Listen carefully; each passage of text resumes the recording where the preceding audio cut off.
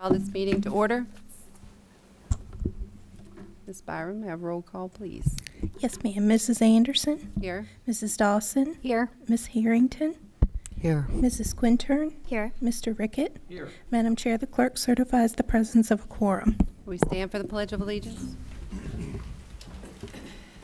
I pledge allegiance to the flag of the United States of America and to the republic for which it stands, one nation, under God, indivisible, with liberty and justice for all.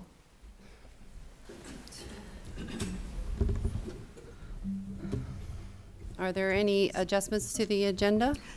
No, ma'am. Yes, ma'am. Yes, ma'am. Ms. Harrington. Madam Chair, could we please remove item 3C, legislative priorities, HB 1548, and we'll bring that back at a next meeting for discussion. I have a motion to approve with amendment. I move to approve as amended. All those in favor by saying aye. Aye. Oh, sorry, second first. Second. Oh my gosh, brushing, I'm slow down, sorry. All those in favor by saying aye. Aye. Aye, thank you. All right. Dr. Horning. Yes, ma'am. Thank you, Madam Chair, members of the board. This evening we have two overnight or out-of-state field trips. Mr. Bolus is here from Locust Grove Middle School. So, Mr. Bolus, I would like to come forward for a trip to D.C. this spring, I believe, correct? Yes, sir. It's April 22nd. My name is Stephen Bolus. I'm the band director at Locust Grove Middle School. I'm here to respectfully request your approval for our sixth grade band to have a field trip to the Kennedy Center to hear the National Symphony Orchestra, and then also go to the Smithsonian National Art Gallery so they can have a day in the arts. Right now, we're looking at one charter bus to go up. Total cost of the trip would be about $2,300, which would be offset through fundraisers. I've also applied for a grant through the Orange County Education Association, so we're trying to limit our cost to the students. Move to approve this field trip as presented. Second, with great enthusiasm. All those in favor by saying aye. Aye. Aye. All right, thank you. Sir, thank you. Thank you, Mr. Bolus. Appreciate it. Hope you have a wonderful evening. Thank you, sir. Second this evening is for upcoming for our high school boys basketball team. This is an overnight trip to Danville, where they will be going to GW Danville High School to participate in a holiday tournament. It was put in by Coach Oots, who is serving as a assistant athletic director, and so he is covering events this evening for the high school as they are playing. I don't know if there's anything you need to add, Justin, or if that pretty much covers it. Trip is pretty routine and no issues. And from what I understand, Dr. Hornick, they've already fundraised for it, so they just want permission to go. Is that That accurate? is correct. Okay. I move to approve this field trip as presented. Second. All those in favor by saying aye. Aye. Aye. Okay, thank you very much, Madam Chair, members of the board. Next, and I guess, Ms. Sanders, I guess I will start, and then we can move to the other potential changes. The one that I would like to bring forward this evening for a calendar revision is to take a look at two dates on the calendar, December the 20th, and which is the day before the Christmas holiday, as well as April 18th, which is Good Friday. These are currently 2-hour early release days for students. Within the last, I guess, week and a half, the state of Virginia has rolled out the training modules for the Virginia Literacy Act. They are rolled out through Canvas, and we have quite a number of teachers who have to participate at some level. Some of our teachers, in fact, right now our number is 102 teachers total. I'm assuming, Judy, these are the folks that have IMSE training, and so they have a little bit less of a requirement. They will have to do somewhere to the tune of 4.5 to 5 hours of training. However, we have 89 teachers that are going to have to do 27 hours of training. We have 40 teachers that are going to need to do 18 hours of training. And there is one teacher who is looking at more in the lines of 36 hours of training. And so by adding these 2 days and also being creative with our current date, I believe it's March the 17th, which is already on the calendar for professional development. This will help our teachers be able to work on this training in a job-embedded fashion as opposed to having to do it on their own time. And then for our folks who need a little bit more time, we will work with them creatively as we move through the year and through the summer. Currently, the VDOE has put out the information that teachers need to be trained by the start of the 25-26 school year. So, of course, for us, that is in early August, and we want to do our best to meet that deadline with as many of our staff as possible. And so we believe that these 2 dates will help us facilitate the Virginia Literacy Act training. As far as the student required hours, are we still good with those? Yes, ma'am, we are.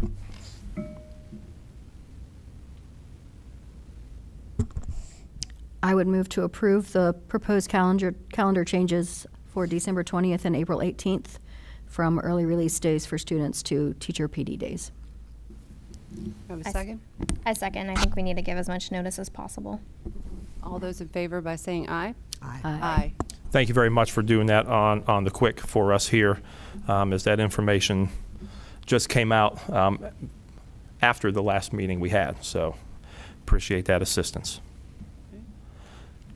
So a couple revisions to the November board calendar. Original thought was proposing a CTE roundtable, which we can discuss under the CTE facility discussion, but creating a date where we can have community members come in and look at the options, go through and get input on what they're considering.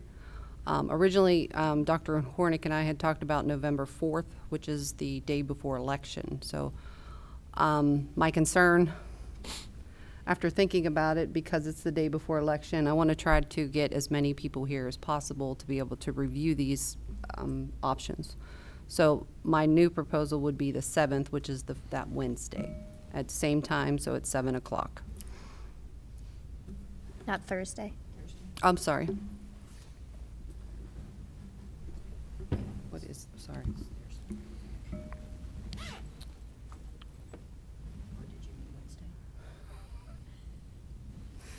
That would be the 7th. I'm sorry. 7th is the Thursday. Yes, it's Thursday. And this meeting, would it be kind of like a town hall where we would all be present and then the community would be asking questions and we do kind of a question and answer, or what would this meeting look like?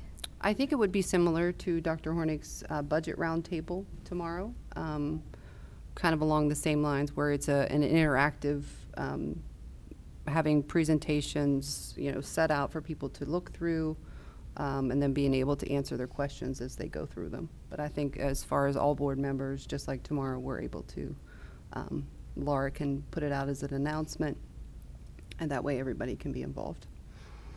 So. That's my. And it was Thursday, the November 7th. Thursday, the 7th, yes. Thank you. My only concern would be, I don't know that we have all the data to have multiple presentations. I think we've gotten some feedback about one option, but I don't know that we have good feedback or data about a secondary option. And so that's my only concern. I'm happy to have conversation with the community. I think that's a great idea. Is there any other questions on? I mean, I know there's a lot of information that's been. My idea was to even go back to what we had proposed last October, and having that available too, because that was an open meeting at one point for people to review, and just to compare from then till now what the proposals are. I think ideally if we could put together maybe some type of, and I'd be more than willing to do it, but to do a comparison of the cost analysis from RRMM, doing a spreadsheet that would show this option gives us these, this option gives us different ideas, but having that as something that they can do like a reference chart that they can take with them. But that's kind of where I'm leaning. Madam Chair, if you're going to prepare something like that, I think it'd be more appropriate for administration to prepare and present to us. Well, I would agree, but I don't want to put any more burden on them and make sure that, you know, we have the data. I would definitely present it to them before we would present it to the public. But, I mean, I'd be more than happy to do it. But again, if that's what you prefer, I'm fine with that as well. I would prefer that. Thank you.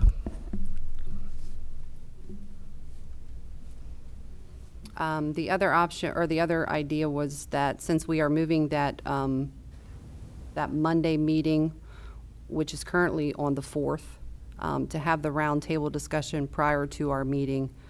So that would allow for open discussion, number one, at the roundtable, and then at the November 11th meeting, which would be the following Monday, to have public comment on what was presented to the community as well. I'm fine with the 7th date. However, November 11th is Veterans Day. We're in school that day, aren't we? Yes, ma'am. Let me pull up the calendar.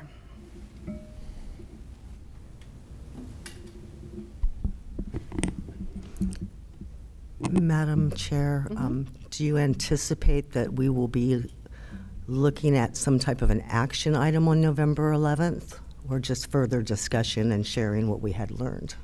I think it's just further discussion, and then, because we have another meeting that month as well, which we originally have on the 18th, so we would have 3 board meetings in a row. The 25th, we just got the That's fine, I just National wanted to Honor clarify. Society Yeah, thank you. thing, so that's why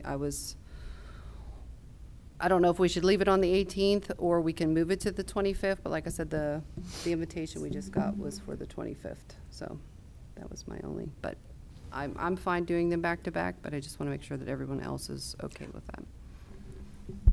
I would suggest, since that week of the 18th is Thanksgiving week, maybe to go ahead and do it as you first proposed of the 25th. That seems appropriate. That's actually Thanksgiving week.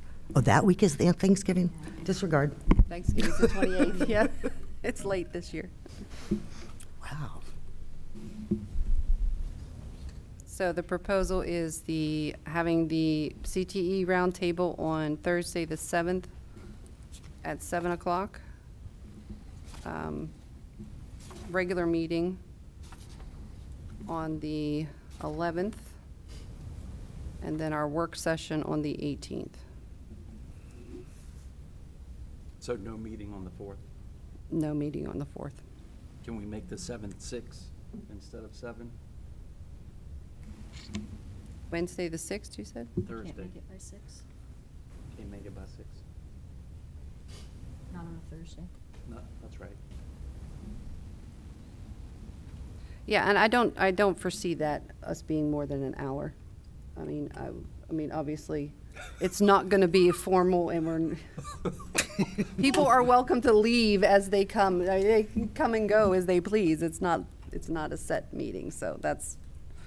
Will we need all 3 meetings, or could we have the work session and the regular session on the same day with public comment? Do we have anything major coming up at the end of the month? No, we could absolutely do that. Okay. Can you recap what the changes are, please? Well, yeah, so right now we were looking at, just to make sure my notes are correct, looking at a November the 7th, not having a November the 4th meeting, and having a roundtable on the 7th, beginning at 7 o'clock. And then currently now the question is the possibility of combining a regular meeting with a work session and having it, I'm assuming we're going to talk about the 18th or the 11th or the 18th, and doing one meeting in November that would have potential work session items to bring forward, and do regular meeting protocols with public comment as well, similar to how we're going to handle it in December. So essentially, it would be 2 meetings. One would be the CTE roundtable on the 7th, and then choosing either the 11th or the 18th to have a combined meeting if we don't have a lot of action items. I have some concern relative to, again, getting appropriate public comment within the regular school board meeting where we adopt or don't adopt any policy, or going forward on the CTE. I don't think we don't have any policies coming up. I know, I misspoke, I'm sorry. I just meant not Regular. having an opportunity for public comment prior to taking action. And with, you're saying, so we'd have the work session that would then generate public comment, and then at the same meeting continue with action items? Is that what I'm hearing? Ultimately, I think, but, I mean, right now, our December looks like we have the, was the 9th, was our school board meeting, is what we had scheduled for December. But ultimately, if the 2nd would be an option, that could be public comment for CTE if we wanted to do Does that create any problems, Dr. Hornick, relative to getting this resolved after a few years? I don't think there's anything to vote on right now. Oh, I thought we were going to bring back the recommendation for the CTE. That's what I'm asking. So we're getting information during the roundtable. We're having discussion with whoever may join us. And then normally we would have an actual work session where we discuss, and then the following would be our regular where we have public comment and take action. So which part am I missing? I guess I'm missing the fact that we have something presented to us that we're going to be voting on. That might be my misunderstanding. Well, we're jumping ahead a little bit, so we're going to have a discussion when we get to 3A. We're just talking about the meetings. I would prefer it to stay on the 7th, 11th, and 18th. Just stay with the regular normal schedule. We're adding the roundtable. So, Can we switch, though, the regular and the work session? Can we do the work on the 11th and the regular school board session on the 18th? Just again, to maintain that consistency of process? Sure. Okay. Okay. I And mean, whether as we long do as or not anyone take doesn't action, have we still any- have I was just maintained- trying to not have staff have to be here for multiple meetings if not needed. The other but- possibility, Ms. Harrington, is we just, you know, we do not have to, there's nothing that says we have to establish an action item at that November 11th meeting. We can allow that to become public comment, and if we want to establish it in a way that we allow people to sign up specifically for CTE facility public comment versus more of a regular public comment, and then so people know that there is a targeted opportunity to speak on that matter specifically, and then come back if the board so chooses. And because I hear you, and I think it's a valid point, it would make more sense then to, if there is going to be a move for action, that would be done November 18th or the 25th, whatever date on number 3 there you all decide to move it to. There's nothing, the work sessions should be for most intents and purposes for us to bring forward reports and recommendations and to take action on items that you all have had a chance to see, that we've received public comment on, unless there's a unique situation due to timeliness, like the one we just did with the calendar. The information came out late. Yeah. Yes, we could wait for public comment, but we also know the longer that we wait, the more we're hanging up letting our parents know that we have a calendar date change in, you know, Do we in have to short make order. any votes in November about whatever is going to be presented? Or could that wait till December?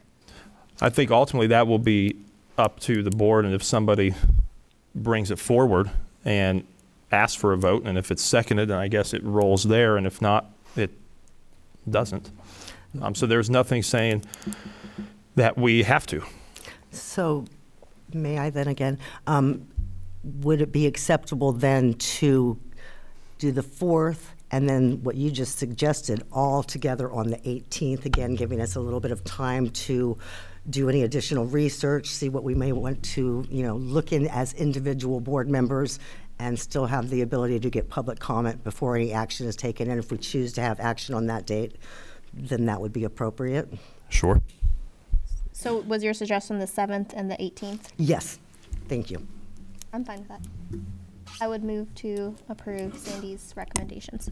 Thank you. Do I have a second? I'll Second. All those in favor by saying aye? Aye. Aye. Dates have changed. Thank you all. Thank you. Thank you. All right, moving on. Board member items. So the first item on the list is the CTE facility discussion. So Jack and I are on the committee. We met on October 9th to go over contract procedures and also CIP improvements. The report from the Timmons Group was then sent to the board for review along with additional recommendations from RRMM architects in regards to the CTE facility. We then met with our Board of Supervisor liaisons to discuss these reports on October 17th. I just want to start off by saying I believe we, and I will take credit if you don't, but that Mr. Ricken and I have done a poor job informing the board and also getting feedback regarding these improvements.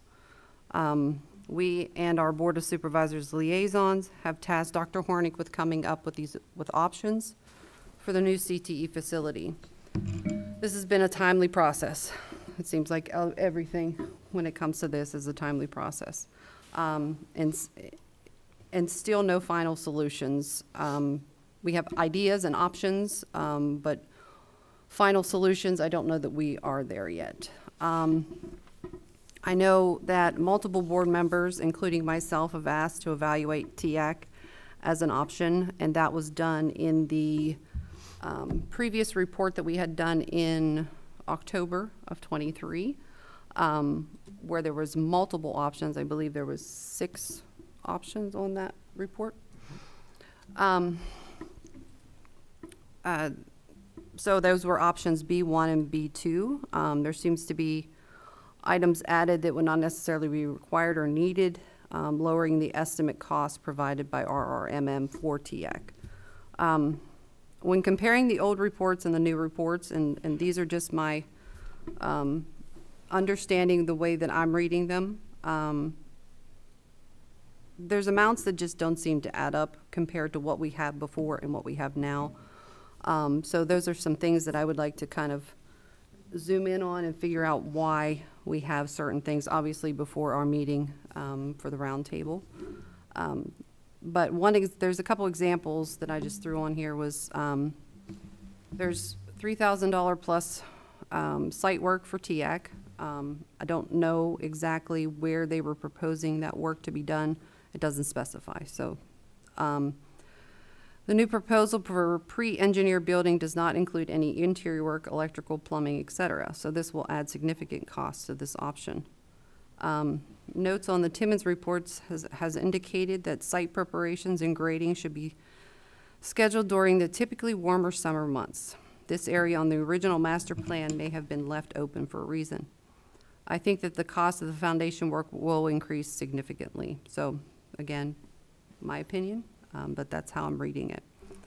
I am requesting that moving forward, the CIP committee includes all school board members and decisions made will be approved by the entire board prior to presenting to the Board of Supervisors. I am also requesting that these options be presented to the community, which we have discussed,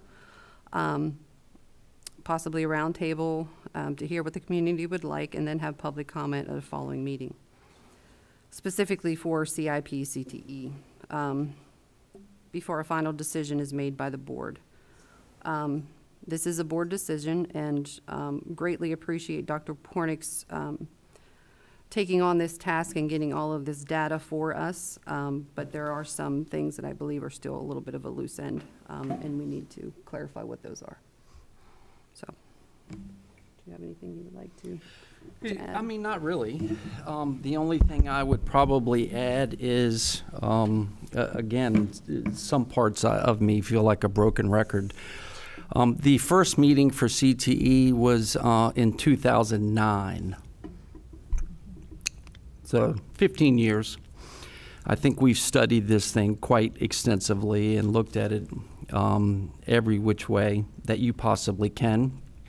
I appreciate the recommendation for the roundtable because I think anytime we can get community participation, involvement, and ideas, we're going to be just better informed in order to make, you know, the best possible educated decision that we can. You know, that being said, the community is craving us to do something, period. So I'm a little confused at your opening statement as far as non-communication with other board members. Look forward to any questions anyone has. That being said, I was very confused at CIP CTE complete board. So we're going to do another meeting? No, I'm saying from here forward, it would need to be, I think we should discuss it here with the entire board as far as options and moving forward. Don't we do that? We do, but we have a meeting prior to us coming out here. That's what our report is based on. Okay. Okay. So outside of that, you know, I think we have some options. We've explored a number of different options. We continue to bring up this particular facility that we set in here, which is not a viable option. Yeah, I'm not going to beat that dead horse anymore. So, any questions? I would think for any Well, of just the one thing that I would like to add. So the 2009 report was the whole complex. It wasn't just focused on CTE. No, 2009 was CTE. It was a discussion. It was a round table that was actually in this room. Probably had somewhere in the neighborhood of 60 to 70 people from the county, from the school system, community, business leaders, you name it. And that was the discussion to start the process forward to create a career and technical education center for our young people. And, you know, here we are in 2024 and we still have nothing. I shouldn't say that, I apologize. We do have something, and it's to, you know, Dr. Hornick and Mr. Price doing everything they can with the limited space that they have, maximizing. My apologies. The master plan was 2013. 13. Yes. Okay. My Yes. apologies. Yep. No apologies necessary. I have a couple of comments. Questions or comments? All of the above. Wonderful. So, taking it back to October of last year, this is when our board, at least the board that I've been serving on, had began engaging seriously about these conversations. Unfortunately, it was after a car accident, so I really was limited in my ability to participate in meetings and so forth. When we started having this conversation in June, I came back and said I wanted to make sure that we had the ability to choose between a couple of different options as a board. I do not feel that the CIP committee is accurately representing the entirety of the board's wishes, as I don't know that you all have ever come to us and asked for representation, aside from the soil study, which I hesitantly agreed to. But I don't think we're looking at this in a holistic manner. We've got growth on the Locust Grove side of the county, and we know with that, in the next 1 to 2 years, I've been told we are going to be needing an additional elementary school or additional space on that end of the county. That's additional funds. We have space tomorrow here at Teague.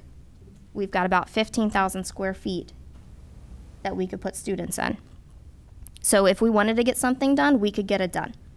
The problem is there has not been a desire to move forward with that because we want a shell of a building on the campus. That cost that they are estimating started off much lower, then it grew to $10 million. Now it's up to 14 to almost $19 million. The Board of County Supervisors, Just be clear, there's 3 options. yes, 13, well, it's almost 14 million. It's close to 14 million. okay, 14. Just be clear in your statement. 14, 18, and $19 million. On 3 different options. Separate Thank you. options. Thank you. Thank you for that clarification. However, the supervisors, they're acting like we need to make a decision or else they're going to reallocate this funding, which I do not believe that that's an appropriate way of having a working relationship. Do this or else. And I hate to be so frank. However, the Board of Supervisors doesn't have $14 million to put into this. They've got $2 million, a little bit less than, allocated to the school capital improvement.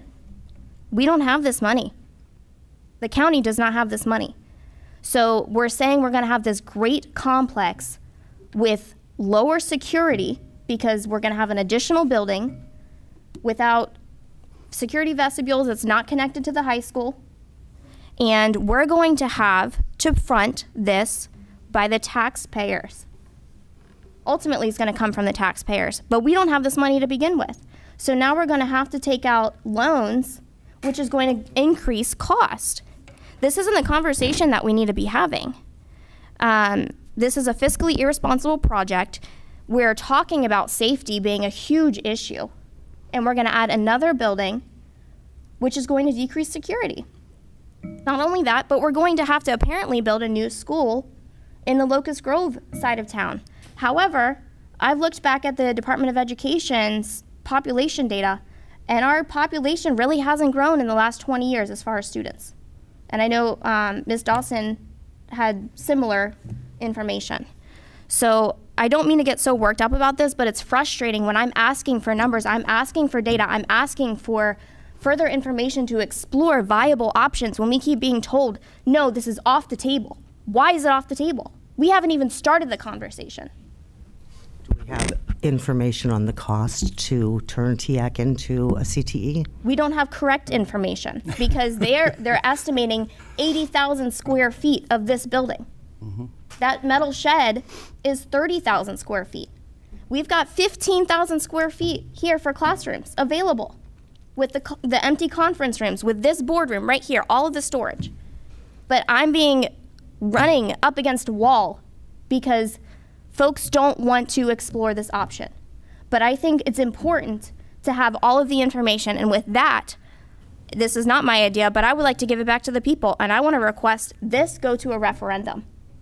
I think the taxpayers deserve to have a say in this. I think each and every one of us here in Orange County deserve to have your voices heard. And I don't believe we have that equal representation here on this board.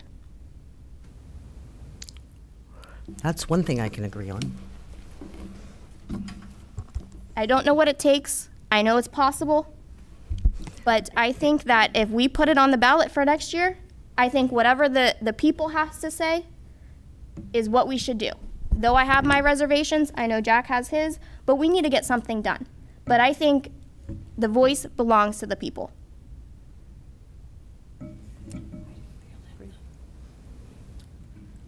I've spent an awful lot of time,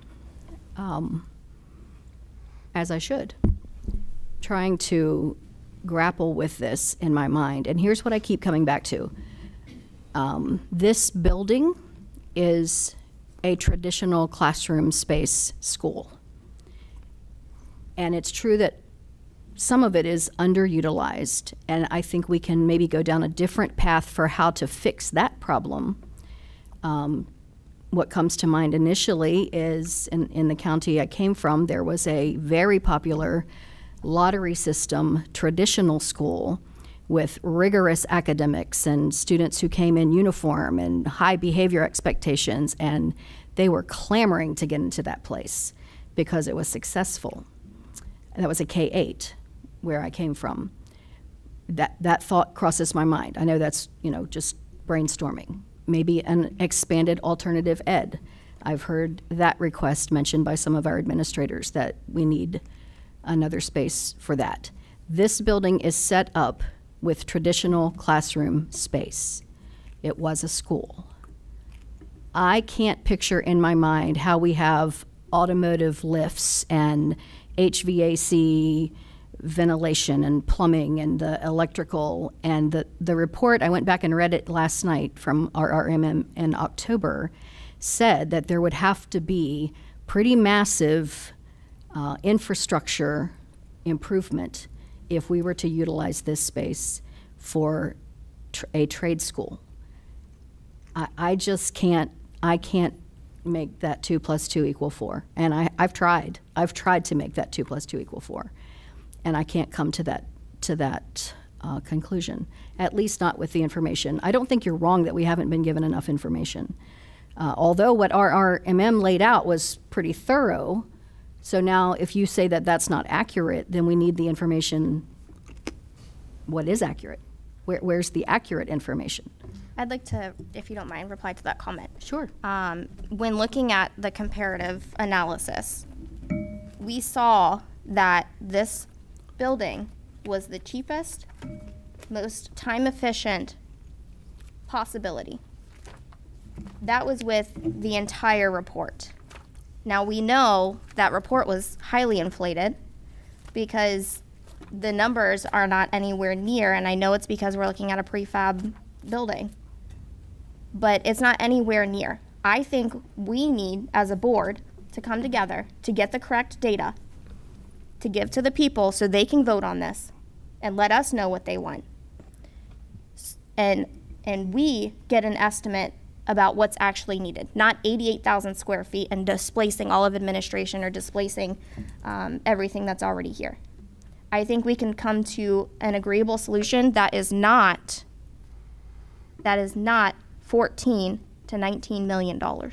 I don't see that being here. And if I may, in your opinion, how do we get correct data of what we've already put out to Timmons Group or RMM or the studies that go back to 2009, 15 years ago? So we're just saying all of that data was incorrect based on what? Let's get estimates. That's what I'd like to see. I'd like to see estimates, and I've been asking for figuring out how we can get this information since June, and I've been told we don't need anything else. Well, why don't we need anything else? Because I don't have the data to make a decision. We don't need anything else. And I appreciate the fact, and you've expressed your passion about this quite thoroughly. This building has been studied and studied and studied and studied. Just because you don't like the information doesn't make it wrong. Just because you don't like the number doesn't make it wrong. Of course, numbers are going to change. We've been talking about it since 2009. It's just as simple as that. The one thing I do want to say to the people watching and the people in the room, so she brought up 2 points that are very valid. So security, extremely important. And that's why the superintendent has put together a blue ribbon panel to address these particular issues. And we're going to allow the professionals in school security for our young people to do their job. Not me, not any of us. We are not security experts. We do not do this for a living. We are going to rely on these people to give us advice, and we're going to listen to them. Second part, again, valid. Growth at the eastern end of the county, absolutely. The elementary kindergarten classes speak to the number. We cannot not do a project that the community is screaming for. So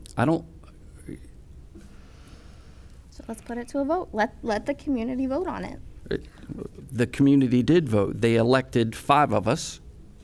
They voted. I ran on CTE. I did too. Yep. And so I'm going to fulfill a campaign promise. And what we have done was study this thing. I don't even want to look at the amount of money that we have spent on studies for this project over the last 15 years. But 30,000 square feet is not equivalent to 88,000 square feet. Yeah. We're comparing apples to oranges here, so we do not have the actual data. We have the actual data, and you keep saying 88,000 square feet. 80,000 square feet is this entire facility. That's this. We agree on that, right? I'm pulling it up. Bear with me. Ms. Harrington. I'm listening.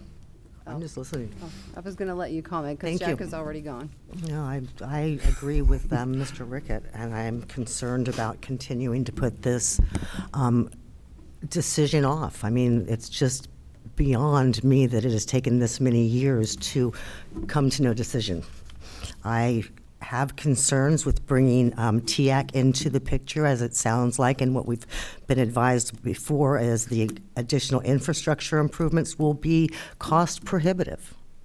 I believe the safety issue of putting the 30,000 square foot building over at the high school right now is less of a concern than bringing it here, in addition to having to transport students back and forth, unless I do kind of would love to hear more about Ms. Dawson's idea. That is interesting to me, but it, again, does not fit into the CTE structure. It's another discussion. So I think we need to get the alternatives. We need to share that information with our community as the roundtable, as you suggested, and then we need to make a decision without keep trying to recreate or make this an issue based on individuals' preferences. If I might add one more thing, I've had some discussions with Mr. Price at the high school and the carpentry teacher now there. Sorry, his name slips my mind. Spears. Thank you. Marvelous man who's doing great things. And with Dr. Hornick, who has talked to our SROs, and the safety issue with the vision that they've put forward with this building, I think is going to be resolved in a way that would be good. The other thing about it, educationally speaking, is that we would have to bus kids midday. And so we'd have to double block. And I know the answer has been, well, it's just a schedule thing, just figure it out. Well, I've been on many committees dealing with master schedules and trying to work through all of that. It's not as easy as it might sound or as it might look on paper to put a master schedule together that puts kids in the right place at the right time and feeds them and gets them where they need to be. It just creates, to me, that's a safety issue, is having kids boarding a bus coming here and then going back there, besides the instructional time that's lost. Probably at least 20 minutes, best case scenario, just because you got to get them on, you got to get them off, you got to get them settled, you got to get them working. It's a time-consuming thing, and I've lived that for a long time in my own experience. So speaking from a teacher hat, I would rather not bus kids. If we can do an on-site option, I think that's much preferred by almost to a one, everybody I've talked to. So a couple of things, looking through some of the reports. So you ask specifically, you know, why are we not trusting the information we're getting? Me personally, I'm looking at option B1 from the October 23 report. It lists upgrade electrical service to building. This is for TIAC. Upgrade HVAC, which the two-pipe system, I believe we've already in the process of doing that or have done that already.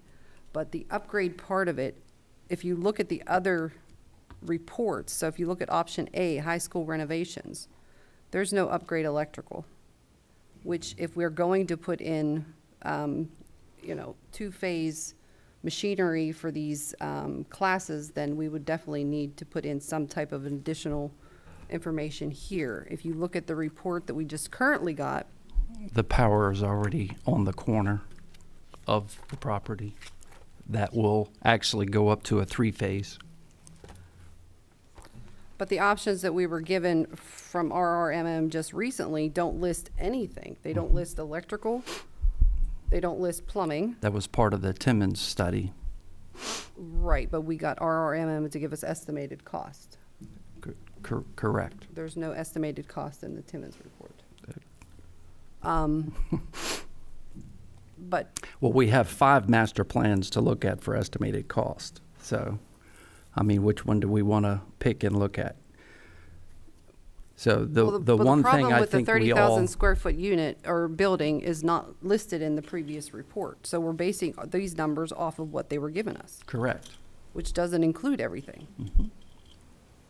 So that's where I'm having an issue, because I'm trying to figure out how I can compare this option to this option, and I can't because not all of the information is listed under each option. So, like I said, I would like to put together, whether it be myself or Dr. Hornick or the administration, put together a spreadsheet that compares what was included in this option, what was included in this option, and just being able to check those boxes that, yes, these all have this option, these all have this option. What doesn't have this option? What is that cost? If we're missing that check, we need to find out what that cost is. So that they're equally weighted and not giving one number for one thing, or, you know, not including something in another. So that's just something that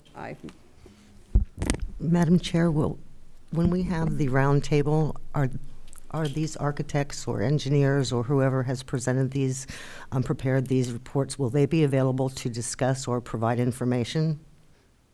I think Dr. Hornick and I had that discussion. He had suggested if we as the board would have liked them here, he could find out if they would be available. Yeah, I would think, yes, please. Okay. I agree. I do have a question about the capital improvement budget. Is that the school board's budget, or is that the supervisor's budget?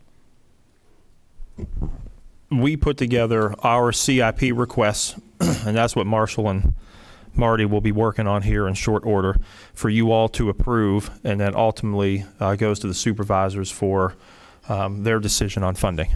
And then who retains that funding once it's been approved or allocated? For CIP, For school CIP. I believe that remains with us. Okay, so it's separate from the operating fund. So the supervisors can't just take that away. No, it's been allocated to schools for capital improvement. Okay. That was my one question. Is there That's all any I have on this, Madam Chair. additional items? We okay to move on? Yeah, yes, ma'am. Okay. Sorry, I couldn't Sorry, hear no, you. that's okay. All right, the Piedmont Regional Education Program Prep Board Report. Ms. Yes, Dawson. ma'am. I'm tardy on this one. I actually this was the September meeting report, September 25th in Albemarle County. And most of it was in closed session regarding losing the Ivy Creek School at the end of this current school year. June 30th will be our last opportunity to occupy that building because Albemarle is removing themselves from the from prep. So there's some work with the attorney to try to see what the next best option might be in terms of where to house the day school. And there's some things in motion, but it's still in the attorney stages. So the next meeting is next Wednesday. I might get some more info to bring back. But currently we have 38 students, unless that's changed in last month. You'd be able to tell me, Ms. Ayler, probably, in assistive technology. And of course they come, but we don't have any day school students. And the only other thing to mention is that at this point of this meeting, they were fully staffed except for one program specialist. And that goes through Fluvanna County's job postings since they're our fiscal agent for this. So stay tuned. That's it for now. All right, thank you. We're skipping over C, so D, Policy Development. Ms. Harrington.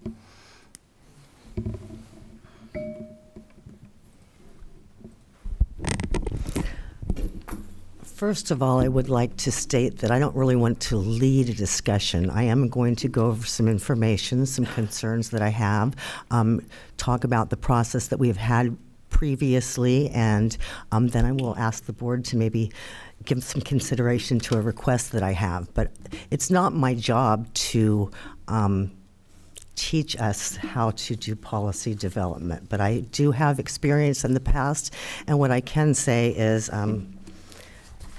it doesn't really align with how we've been doing it here. And I know we do things that are a little bit more specific to Orange County. We definitely want to maintain support for local concerns and issues and impacts, but I think that we really need to revisit this. So, in my opinion, and what I've been able to read and determine through research, is that effective governance is a process. Virginia Code requires school boards to develop, maintain, and follow up-to-date policies.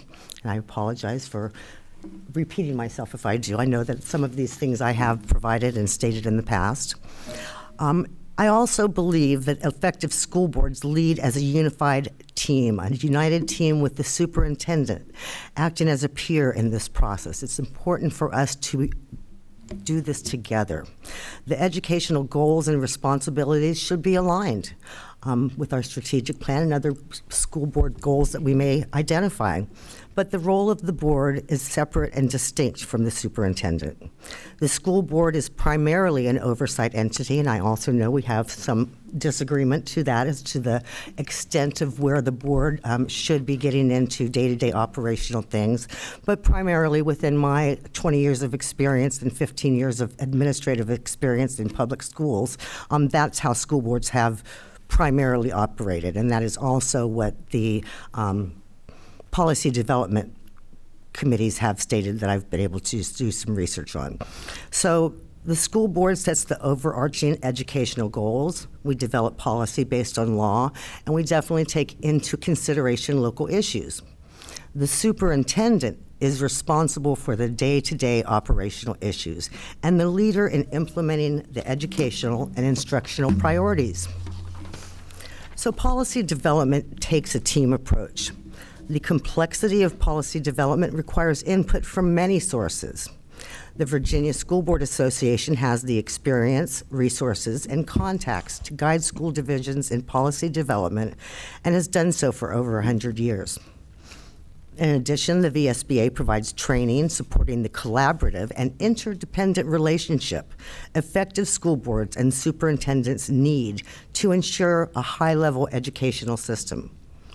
The VSBA believes in and does support local control and is a nonpartisan organization. Back in May, we had an agenda item that was placed to consider continued services with VSBA. Normally, an item is brought for discussion or consideration is not acted on by the board at that initial meeting, as we've been kind of discussing here. However, at this meeting, when it was brought forward for discussion, it was then turned into an action item, and the board chose to terminate our relationship and our membership with VSBA. This did not allow for public comment prior to board action. I know that there had been conversations throughout a couple years, I believe, in the community, but at that point, based on that specific action, we did not receive any public input or comment. So this two-meeting process also aligns with Virginia Code by giving consideration to the views of teachers, parents, and other concerned citizens through public comment. Unfortunately, the perception of many constituents is that this action to terminate our relationship with the VSBA was deliberate and intended to prevent or limit staff and public input, which is very concerning. Some of the rationale provided by members for their decision to terminate our membership was lack of transparency. VSBA was not accountable to Freedom of Information Acts, although there are no other non-public agencies that are accountable to this. The membership is organizational and not individual memberships. That's kind of the purpose, is to make sure that we are learning and on the same page, doing things in the same manner. It does not prevent us from having our own opinions and also bringing our constituents, including our parents, concerns and feedback to the conversation. Another thing was training was an additional cost. It was not included in the base contract. Absolutely, that's true. So we discussed what the VSBA has done for us lately. I don't believe that some members of the board felt that they have done a lot for us as individual county or division lately, but they have over the years. They've provided policy development, implementation, lobbying, training, annual policy review, and other other significant items that they do. They do not, VSBA does not support conservative values. What? No, that's incorrect. Excuse me. Oh, that was a conversation that was had. Excuse me. I was like, wait. And we are not on this board to impose our values. We are here to support public education for all students. So I think that we need to continue exploring other options. When we were having the conversation, the board was asked repeatedly for an alternative to the membership, and none were provided. Excuse me. The chair advised, that's the beauty of it. We can each choose our own. So what does that look like? It looks like an organization with areas of concern. So I did a little bit of research based on the direction and the request to see what is out there, and I was not able to find any other nonpartisan alternatives currently available in Virginia with experience in school board governance or policy. The different organizations I was able to research and look into are actively involved within the partisan legislation, advocacy, and lobbying realm. So they also do the same things that VSBA did. Some of them, most of them, promote extreme conservative and Christian religious ideologies, and they encourage their school board members' actions in day-to-day administrative responsibilities. Now, as you know, and I don't want to be disrespectful to anyone, I absolutely have great respect for your ideologies and your views as Christians. I do not believe that we as a board have the right to impose those ideologies on all of our students. That's my personal opinion. These other organizations are not affiliated with other public school divisions in Virginia. They do not support the separation of church and state, and they actively promote ideologies as the basis for decision-making that are applicable to all students relative to the educational environment and instructional process. This conflicts with separation of state and church as defined and understood within the Constitution and Bill of Rights. So we've been doing it our way. There has been no board discussion about a policy development process going forward. Individual board members are initiating changes in policy without any defined process of who does what or how it goes. And there is no policy committee in place. So some of the impacts that we've realized for doing it our way is that board member initiated changes are aligned with partisan political positions and or Christian and social ideologies, that potentially negative impacts to students could occur by adding opt-in language for state-mandated courses.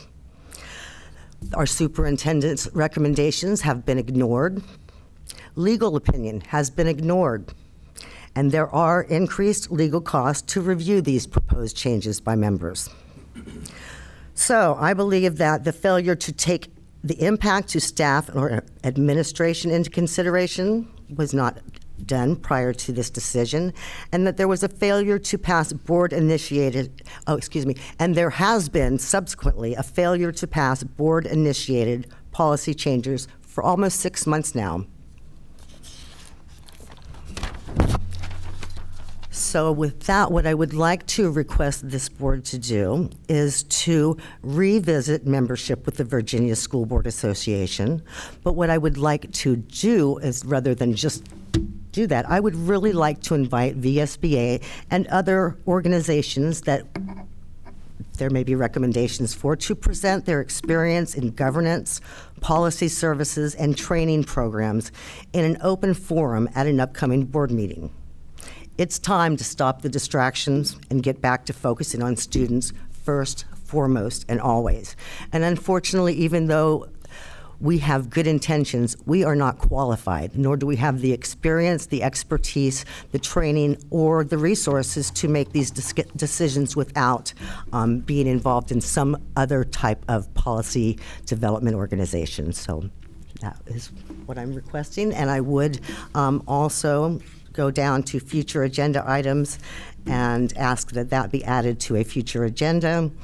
I think that there is a formal policy, I can't remember if it's the RFP or the IFP process, where you request the proposals, they come in and give that presentation. And then again, we have the opportunity to get constituents, the public, parents' feedback, and look at what we're currently doing, what other options there are, and hopefully, again, make the decision that will provide the best educational opportunities for our students.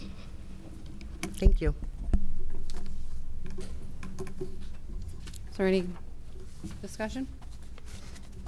I just want to address the fact that there have been delays over the last 6 months for policy development, but that's not due to a lack of having policies to address. It's been, we need to delay, we need to have public comment, we need to have another public comment. So we've had delays, but it's not for a lack of not having policies or things before us. But I am glad that Ms. Harrington brought this up, because I have been in conversations with others about the possibility of inviting a college law student to participate in a work-study program, whereas they could be essentially a policy writer hired by the school board, and it could be funded through the federal government. I think that could be an idea worth exploring. I'm not sure the details of the ins and outs, but I think that would be something worth considering if we could get more information on that and have that presented. You mean like a student intern? Is that what a college student?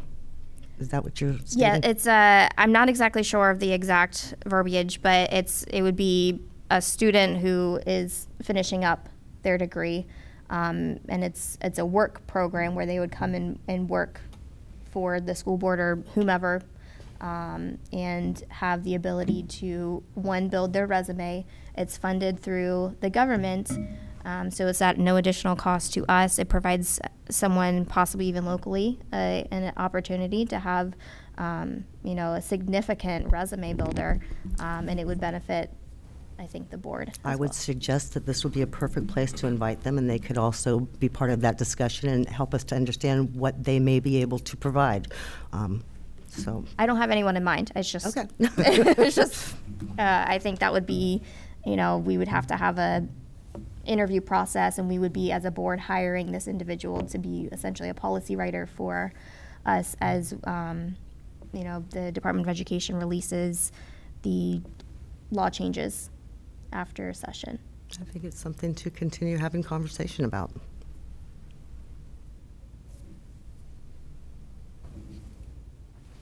Yeah. The only thing I would concur with, Ms. Harrington on is the additional expense. I was vocal on the day that we voted. That being said, Dr. Hornick, when's the next, it's next month, or it's this month, the download from the General Assembly? Well, General Assembly is about to kick off here when we come back from the new year. And so we are going to have quite a bit of legislation that is moving through the House and the Senate. And so I think I've told you all, my feelings in email and in an open session. What we don't have right now, you take VSBA or any other acronym out of it, we don't have any support for policy and policy development. We don't have anybody to monitor the developments at the General Assembly, figure out, and then ultimately when they move through, so we are kind of secondhand.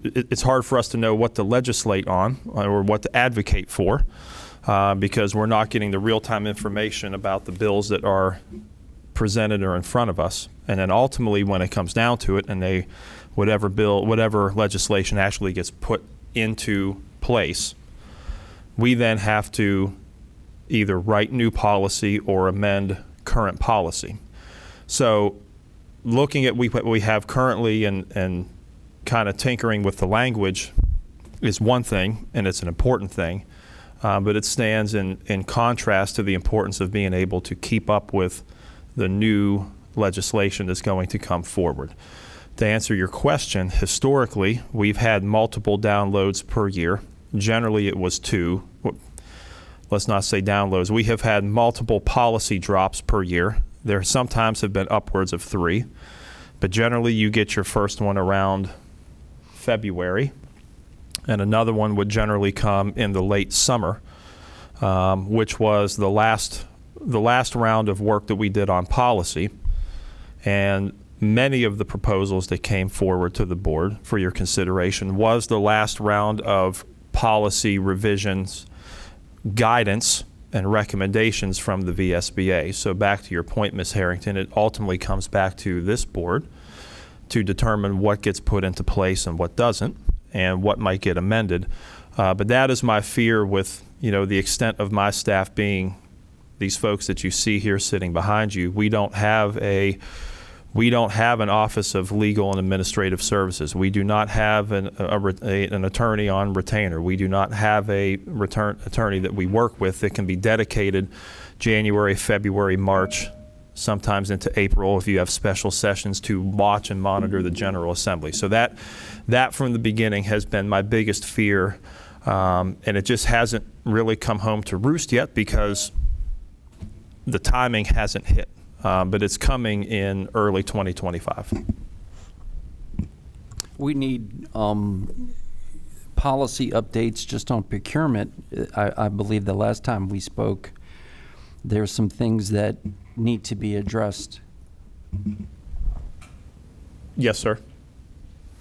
But that was VSBA approved policy. The procurement, I believe, they were having a stricter guidance about approvals. Well, when we were talking about purchasing, which is DJR, and the one that is currently, I know it's punted a little bit, that originally came out of work that primarily Ms. Anderson and myself, and at the time, Mr. Arnold, were going through when we were looking at various contracts.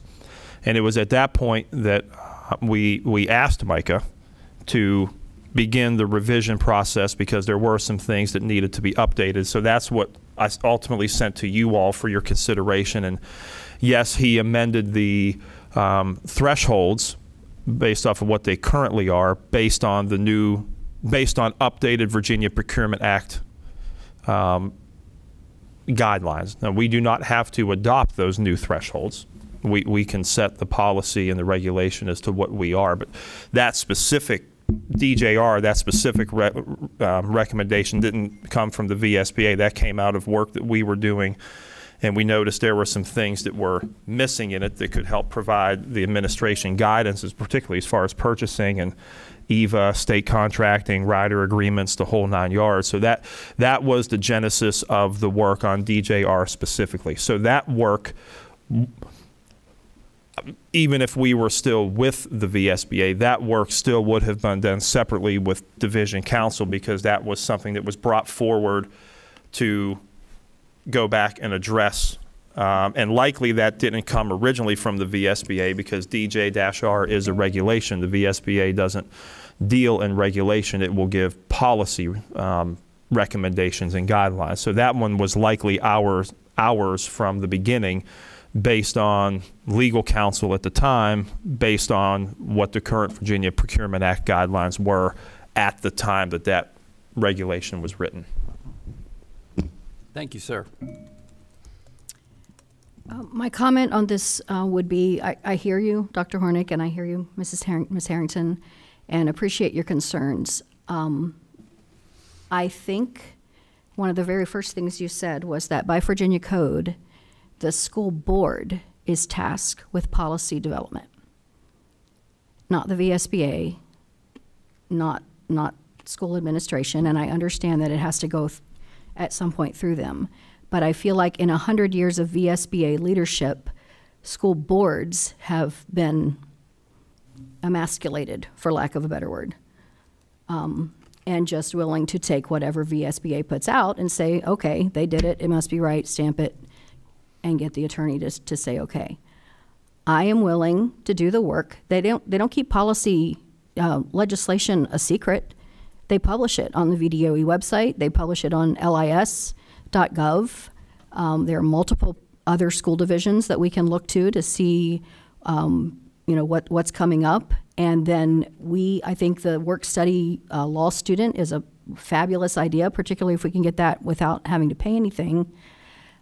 So I would recommend, that we stick to our way until the next cycle, go through this and see if we can't do our jobs that we've been elected and tasked to do. And then once it's written, have our attorney vet it. I can't imagine that maybe I'm being naive, and I'll be the first to admit it if I'm wrong, but I can't imagine that would be thousands and thousands of dollars of work to take what the legislature puts out, what we write down, and say, yes, this meets it, or no, it doesn't. That's my opinion. Well, I would just like to add, I would like to get more information on how this student would look. I think it's a great opportunity, not only for us, but also the student. I think if we're looking at a law student, or someone going into government, I think it's a great opportunity, and I think it would help us tremendously, without taking, like Ms. Dawson said, without doing our job, but just being able to give us the list of what's coming up and being able to reference it, and then maybe it's a learning process. Maybe that person teaches us how to write policy. I mean, I don't know what it looks like, but I think it would be very interesting to see. But I do think that ultimately, when we removed ourselves from the VSBA, I think that was the ultimate goal, was that this is our job, that this is what we're supposed to do. But I think creating a committee, maybe this student would be part of that committee or something along those lines. But I think it would be interesting to find out more information on that. So. Well, as I stated when I was discussing this, the complexity of policy development requires input from many sources. And so I do not think we as a school board have the expertise to handle or to understand or to even devote the time to researching what is normally a multi-agency, multi-department type of a process. That's my opinion. However, I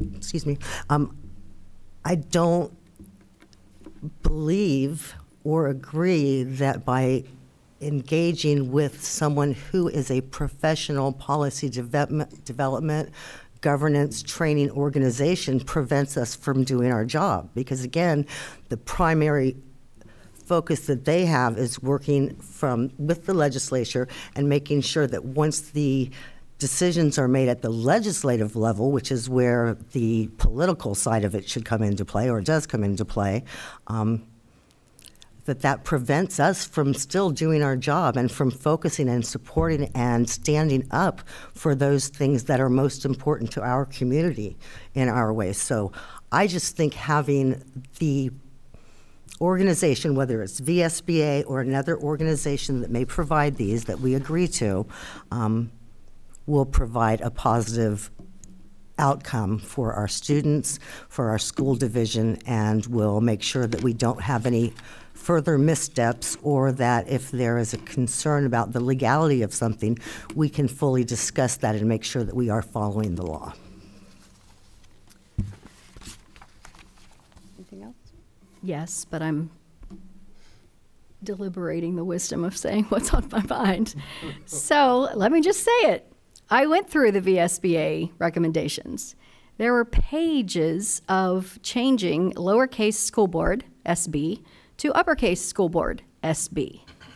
There's nothing complicated about that. I can do that. Control, find, replace, it's very easy. It is very easy. So when it came down to it, out of all the hundreds of pages that VSBA put out of policy changes, how many did we actually see?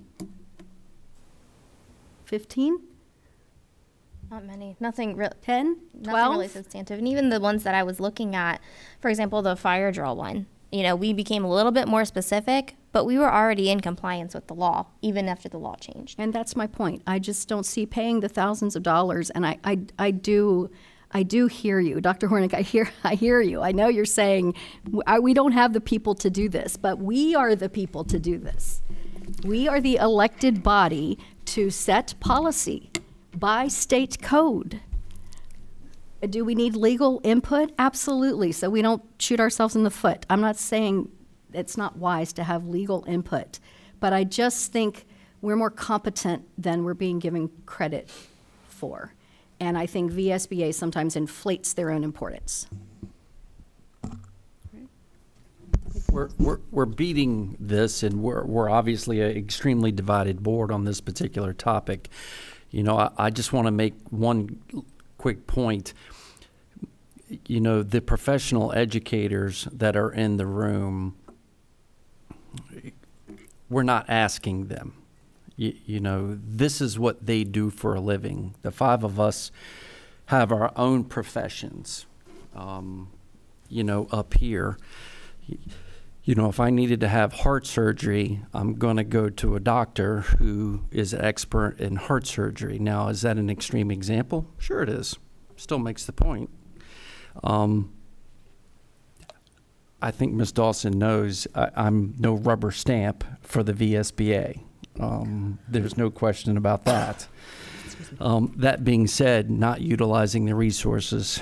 But we are where we are, and we'll see where we come out as we go into next year. My concerns has always been the same, the legal cost of the compliance of some of the things that come out of the General Assembly. That's been my only concern, the additional cost, because I think, and I'll just make this one last point and you can go, I want to say the VSBA cost us, it was, Dr. Hornick, please correct me if I'm wrong, 8,000, 8,500? Laura? So the VSBA membership was 8 or 9, and then policy was 3,000. There you go. Thank you. So I don't disagree, again, that input from an association might be worthwhile. There are some other options out there. And if we want to talk about partisanship, some of those associations have been completely maligned with lies and unfair accusations to the point that you're afraid to even say their name, or you're going to be accused of being a partisan policy developer. It's ridiculous. It's false. It's unfair. And why can't we use what's available to us for a much cheaper cost than VSBA? And VSBA, the amounts you just named, but then add on to that every conference, every training, every whatever you do. Absolutely the truth. Yep, accurate. And their legal team will only cover their policies if you follow them to a T, and to the amount of, I believe it's $3,000 maximum. So there's a lot of things that VSBA claims is great, but really is just a lobbying agency that's taking taxpayer money without any oversight. And that's what I have a problem with. And I'm not joining any other agencies right now. I don't have any plans. I haven't joined any other agencies, and I don't plan to. I think we can handle this as a board because that's our job. And whatever that means, we can figure it out together. I think we've worked really well together. Yeah, we, butt heads a little bit, but I think we do a great job at coming together, and at the end of the day, it is what's best for our students. At the end of the day, that's what we're looking for. We're looking for transparent education. Absolutely. And just one more thing. Ms. Dawson, the political ideologies, the political positions are based on just what I've read in researching probably 10 to 12 different organizations. So it's not my thought or my belief. It's what they state within their own mission and within different areas of their own websites. So, which is, again, why I suggest and would respectfully continue to request that we bring back in multiple options to look at, talk with, get the truth from, get proposals, and then we can make an informed decision, or we can stay with our way. All right, I'm going to move on to E, which is the retreat planning. I was able to get a few dates in December. Blackburn has available the 6th and the 13th, which are both Fridays. I thought that's what we kind of had discussed before. What's Blackburn? Friday the 13th sounds great. The resort over in Stanton. Was it Blackburn? Oh, I thought we had talked about moving it back to a local area. Well, we already have a deposit on there, so, and it's a non-refundable deposit. So I was asked to get dates, what they would have available. Okay. So those are the options she gave me, so. You said the 13th, and what was the other? The 6th and the 13th, the first and second Friday, I believe it is. Which month again? December. December, thank you. Mhm. 6th and 13th. Yeah, it's the first Laura, if you Friday don't- or the Laura, 13th. if you don't mind, could you email that to us? I don't have that calendar with me tonight, just so I won't forget. Thank you. All right. I'm fine with either. The 6th currently has the Safe School Committee planned on that day, Safe and Supportive Schools Committee. I don't have anything on the 7th, so that would be my preference. The 7th? Is that what you said, the 7th, or you said the 6th or the 13th? Both Fridays, 6th or 13th, yeah. Okay. Yeah, let's So do the Dr. Friday the Harney, if you 13th. could look to see what your availability is. I'm fine both days, ma'am. I cannot do the 6th. Sandy, that's on November the 6th. I know, I just noticed Okay. that. Thank you. I was like, oops, I'm in November. So either day is fine with me then. Thank you. All right.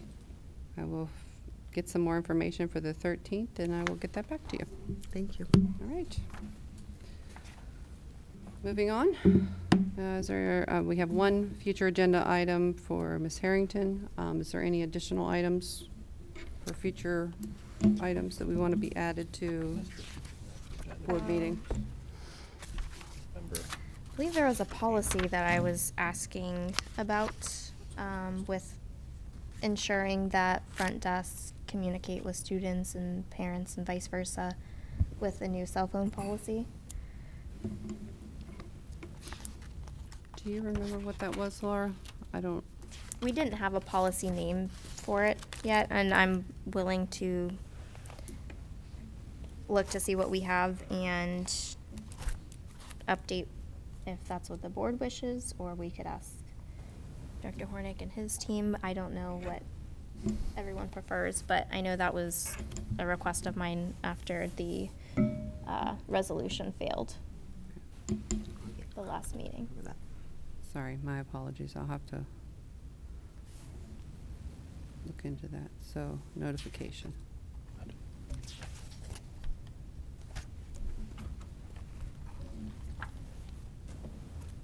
All right.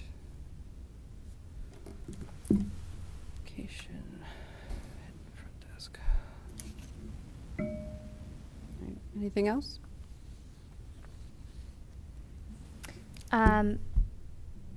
Yes, we don't have this meeting anymore.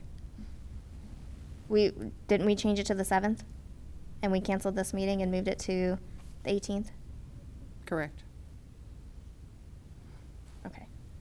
I just want to make sure that I'm on the same page. So it's not November 4th. It's going to be the November 18th at 7 p.m.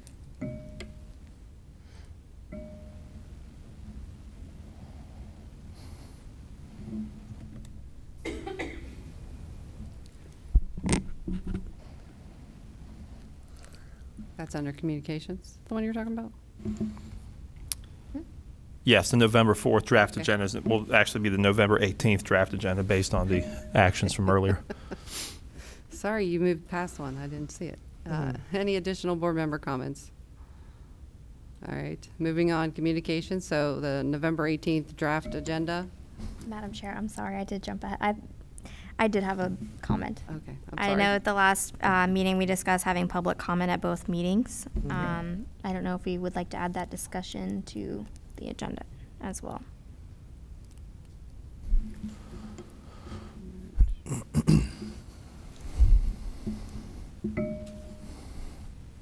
Okay. All right. We're good? Communications? All right. So there's obviously, we're going to have additional things because this is going to probably change a good bit, I would think. Right now, it's pretty much just a skeleton anyway, so Okay. we'll be plugging in everything. And we kind of already did the board calendar reviews, but Laura, if you would like to just kind of go over everything else on there other than the. Sure. So, just to confirm one more time, since it's kind of confusing, the 7th we will have the roundtable on the CTE, and the 18th will be a combined meeting. That's what we decided Yep. that was going to be.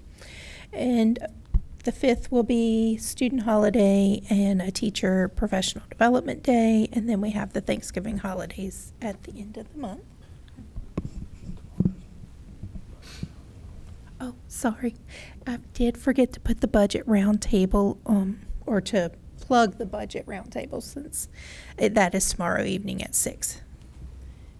And then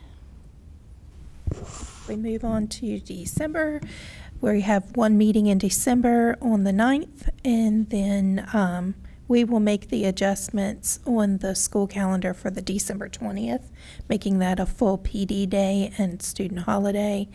And that's about all I have. Thank you.